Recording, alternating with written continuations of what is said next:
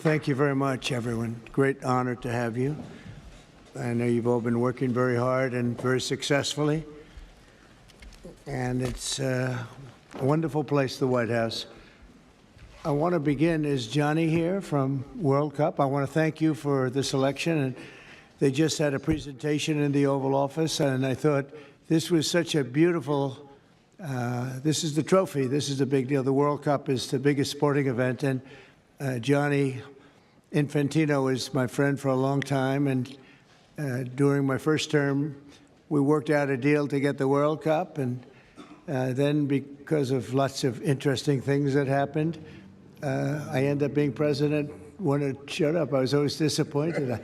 I wasn't going to make it. I was going to serve 8 straight. Instead, we did it the hard way, but maybe the more important way. So I will be with you as president, Johnny. So maybe you could just say a few words and show how beautiful the World Cup trophy is. Thank you. Yeah, sure, please.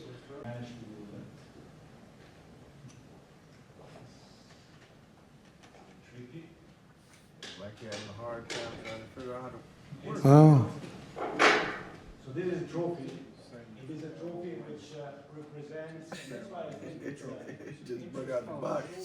Oh. It represents the past. Can't bring in the box. And it's also projected to the future. There is no other sports trophy which looks. Look at Trump looking at him like, man, what you done brought you here? Of the game, soccer or football as we call it. The stadiums. I want to thank the White House AI and crypto czar David Sachs, Treasury Secretary. This is David right here, in case you don't know. You know David. And a man who's doing a great job as Secretary of Treasury, Scott Bessent, who's right here. Scott, thank you very much. Commerce Secretary Howard Lutnick, wherever you may be, Howard. Hi, Howard. He's doing some interesting work right now with all that's going on. He's right in the middle of it and doing a great job. And we have tremendous people very interested in this subject. And last year, I promised to make America the Bitcoin superpower of the world and the crypto capital of the planet. And we're taking historic action to deliver on that promise, as you know, around the table.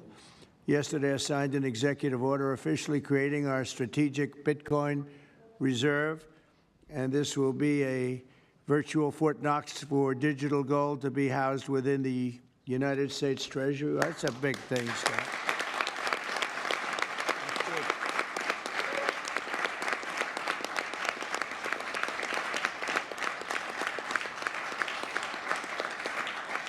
The federal government is already among the largest holders of Bitcoin, as you know, really one of the largest holders in the world, with as many as 200,000 Bitcoin obtained via civil law and various other forms of law, and including enforcement actions. These existing holders. Let's just do the math real quick, y'all. Let's say, I'm gonna look up the current price of Bitcoin right now. Just to see, what's what the government got going on. I'm letting y'all know right now, it's getting serious. 200,000 Bitcoin obtained. They're not playing. They're about to activate some stuff for real. So currently, right now, Bitcoin is at $86,384. So let's just say $86,400, just to round it up. Or just better yet, let's just say $86,300. Okay. They said they had how many? 200,000. 200,000 coins. 200,000 Bitcoin. Okay. So we're going to type it in. See, they've been collecting Bitcoin for a while, y'all. While they was telling people it was nothing or this and that, the previous administration. Now y'all see, they own a lot of Bitcoin. That's $86,300 times 200,000. Let's see what that equal.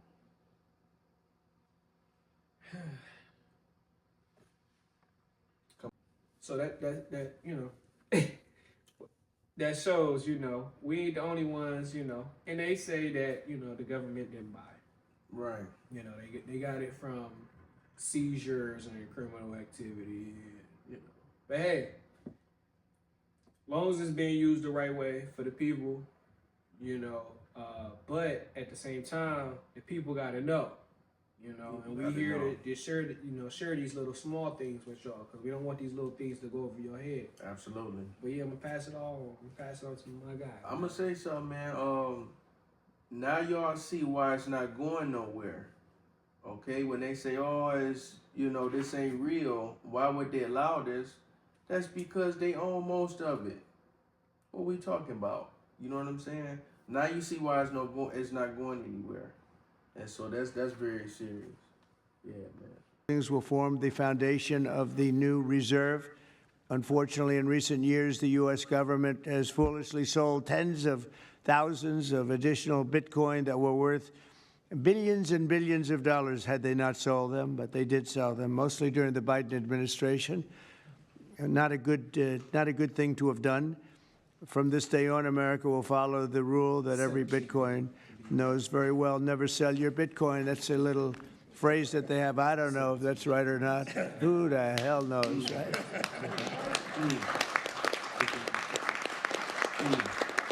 Who knows? Who knows? But so far, it's been right. And well, let's keep it that way. The Treasury and Commerce Departments will also explore new pathways to accumulate additional Bitcoin holdings for the reserve, provided it's done at no cost to the taxpayers. We don't want any cost to the taxpayers. In addition, my order directs federal agencies to conduct an inventory of all crypto assets currently held by the U.S. government and determine how they can be transferred easily to the Treasury. Non-Bitcoin digital assets will be held in a new U.S. digital asset stockpile where they will be managed properly. My administration also is working to end the federal bureaucracy's war on crypto, which was really going on pretty wildly during Biden until the election came about. Let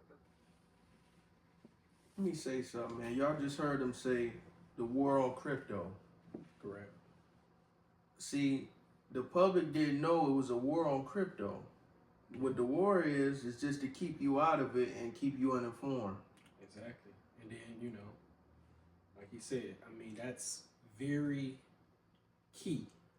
And, no disrespect. I don't want to cut off my aunt, man, but that's very key. I'm going to have to ask him to repeat that. Please, please. Listen, man, they was working extremely hard to keep the U.S. citizens and just send people general away from this because they wasn't ready to activate it. But they've been in it for years, especially David Sachs now. David Sachs made a lot of money with crypto, okay? And so they know it was coming. And so now y'all have opportunity about to bring this stuff forward. I'm telling you right now, start researching crypto, research these different things. XRP, all right? Now y'all seeing it's about to get serious. And I said it's very key. And really quick is also because what was one of the things that they were telling the people? Oh, they were telling us rat poison. It was a scam. It's a scam. They had everybody don't do buy, scam. Bitcoin is this big. But if you look it up, just Google it. Okay, add it in the comments, man. If you Google who is the largest owner of Bitcoin in the United States, just Google that. Who owns the most Bitcoin, or who owns the most Bitcoin in the United States? And comment what y'all come up with in that. I mean, yeah, let us know in the comments what y'all see. But yeah, we've been following these things for a long time. And that's why we were like very early on advocates. Absolutely. So a lot of times when we get it, they were telling people it's a scam, and as they were telling people it was a scam, people were telling us it's a scam, but we was doing some of the work. But yeah, I'm gonna go ahead and let that. I'm gonna say something, man. Do your research, man. Especially when people is bringing information to you. Don't just write it off. Look at what they presented and see if it's true. And that's what most people feel. They wasn't willing to look and see deeply. Like, what's this about? You know what I mean? How's the central banks involved? How's our government involved? Now you find it out now. So that's all I wanted to say. About 5 months before the election, he became a big fan because he heard how many people were in favor of it and how many people love it and respect it. but I guess it didn't work out too well for him. People understood what was going on and paved the way for groundbreaking innovations in institutional finance. Under the Bitcoin administration, regulators strong-armed banks. I mean, they really did. They strong-armed banks into closing the accounts of crypto businesses and entrepreneurs, effectively blocking some money transfers to and from exchanges, and they weaponized government against the entire industry. But I know that feeling also. Maybe better than you do.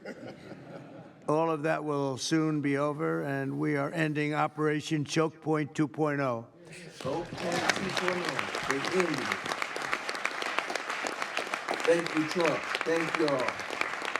Now we about to see who's gonna have some real money. Some people really suffered. It was ridiculous what they were doing, but in the end, they came around, but they came around for the wrong reasons. They came around only because they wanted votes, and they saw that tens of millions of people were against them because of what they were doing.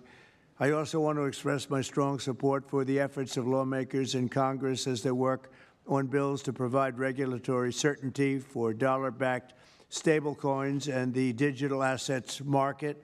They're working very hard on that. This is a tremendous opportunity for economic growth and innovation in our financial sector, and will really go a long way. I think it's going to be a tremendous, we feel like pioneers in a way, of tremendous method of growth.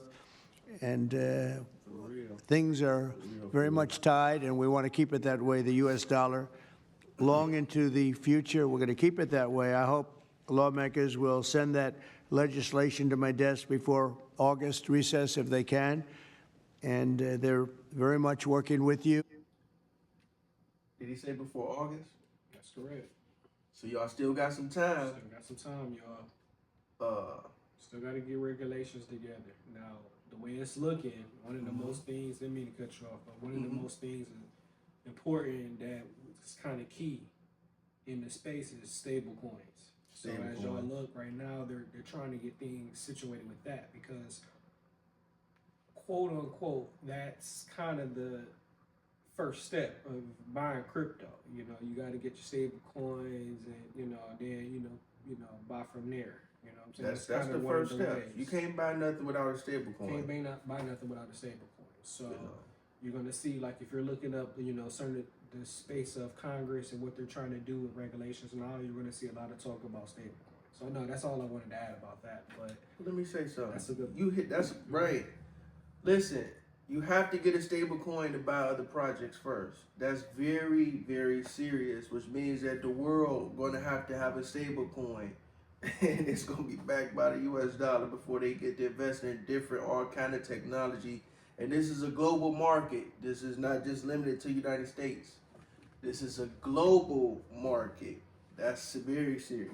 But for the American people, let's drop a gem for them. Absolutely. So if you right now was to suggest a, because there's many different stable coins, but if you can, hey, this ain't, for educational purposes, this is not financial advice. But if you can give a suggestion on a good stable coin, or if you can't give a good one right now, do you think that the United States got one in mind?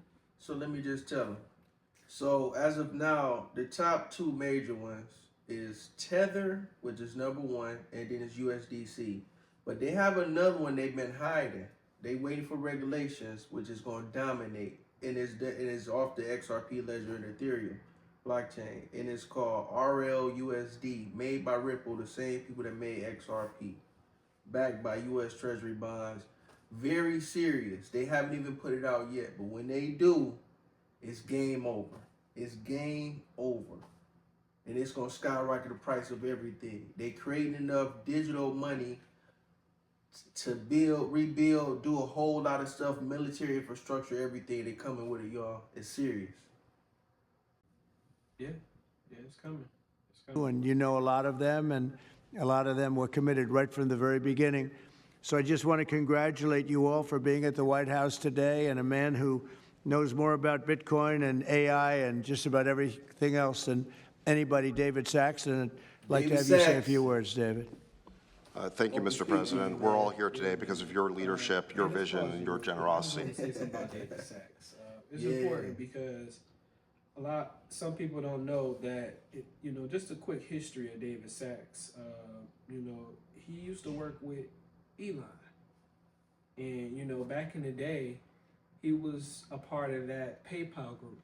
And for you guys don't know is Bitcoin, when Bitcoin first came out, PayPal, which was a peer-to-peer new financial technology at the time, came out shortly afterwards. So it's amazing to see who kind of leading the space now in certain areas in technology, even when it comes to crypto. Because in my opinion, PayPal was also, in Cash App now, those are forms of digital assets, in a way, in a certain way, to test it. But we kind of stepped up from there. So, but yeah, that shout out to David Sachs, man, and David Sachs. Keep it All going. in podcast, man. Look, we watch y'all, man. We hope we could connect with y'all, man. that's right. Absolutely. I really want to thank you for that. We're also here because of your desire to make America great and to introduce a golden age in America, including for digital assets. And we're here because of your love of innovators, or as you might say, high IQ people. Yeah, We know you love high IQ people. And we have about 30 of them here in the room today. These are the top people in the digital asset industry. And one other thing that I think that you love is legal fairness. This is an industry that was subjected to prosecution and persecution for the last 4 years, horrible lawfare, and nobody knows what that feels like better than you do. So we really appreciate the fact that you understand legal fairness and that you're always willing to fight for the right thing, for legal fairness. You never back down. You stand defiant, even in the face of an assassin's bullet. It's an inspiration to everyone in this room, I think. So it's an honor. Thank you. Thank you. So I just want to say it's an honor to work for you. It's an honor to work for a president who works every day to get so much done on behalf of the American people. Your administration is moving at tech speed. It's really amazing. It's actually faster than any startup that I've been part of. Is that your administration moves even faster. So I just want to say thank you for having me be a part of it. I've enjoyed every minute of it. I love working for you, and thank you again for this opportunity. Thank you, David, very much. Appreciate it. And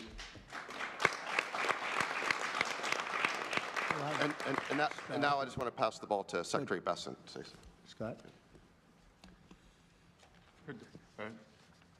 David, so today, Let me say something one more time, man. One of my suggestions is we don't have to tax anyone. I think the best solution is to tax the money, the movement of the money itself. We don't need people reporting taxes and doing all that. Tax the money itself. It'd be better for the people. You know what I mean? I agree. It'll stop all the harassment or we don't need that. You know what I mean? And so that's just my suggestion, but there's a lot of stuff coming, y'all. I'm gonna get back to it. when President Trump has signed the executive order to establish the strategic Bitcoin reserve and stockpile, we're going to position the United States as a leader among nations in the digital asset strategy. It's important for the United States to recognize this fact and get ahead of the other nations in the digital age. We applaud the President's direction to use the digital assets already in possession of the nation, and we are going to establish this Bitcoin reserve. We will use this authority to augment the assets side of the United States balance sheet. As I've said many times, President Trump is creating assets for the American people while most past presidents have created debt, and a large part of this asset program can be in digital assets. We are going to end the regulatory weaponization against digital assets. The Biden administration's actions did nothing other than punish innovators, and that all of you have made it here today is really a testament to your fortitude. Much of Treasury's responsibility in this order relates to the tax code and determinations around risk weightings, and I'm here to assure you that we are going to work with the control over the currency, the IRS, and we're going to rescind and amend all applicable previous guidance. And we are going to put a lot of thought into the stablecoin regime. And as President Trump has directed, we are going to keep the U.S. the dominant reserve currency in the world, and we will use stablecoins to do that. Thank you.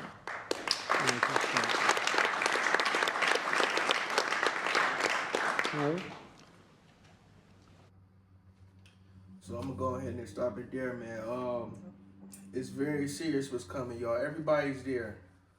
They about to really enrich the United States, and they should. You know, you want all the wealth really circulating in your country, but they about to create so much money. It's gonna affect the whole world. It's gonna make life better. This is serious. Thank you, serious. Thank you, Trump.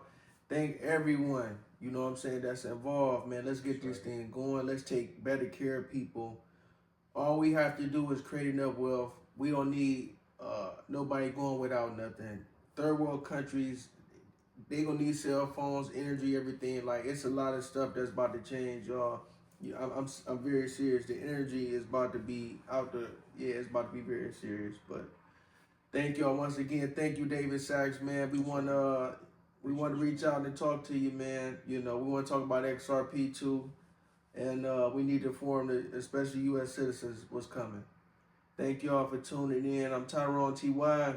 And the Mel T's. And this is America First Golden Age. Thank you. Peace. Peace.